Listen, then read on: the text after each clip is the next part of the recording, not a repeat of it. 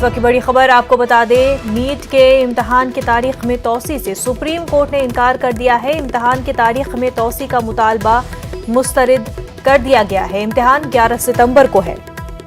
आपको बता दें, कुछ तलबा ने कोरोना के पेश नजर इम्तिहानी मरकज तब्दील करने की जरूरत बताई थी। उस वक्त तक इम्तिहान मुलतवी करने का मुतालबा किया था।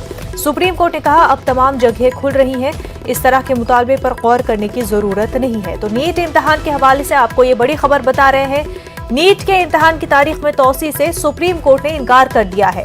इम्तिहान की तारीख में तौसी का मुतालबा मुस्तरद कर दिया है सुप्रीम कोर्ट ने। नीट इम्तिहान 11 सितंबर को है।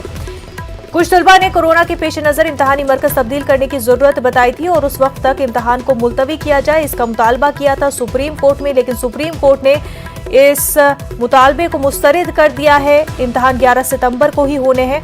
सुप्रीम कोर्ट का कहना है कि तमाम जगह खुल रही हैं, इस तरह के मुतालबे पर गौर करने की अब जरूरत नहीं है।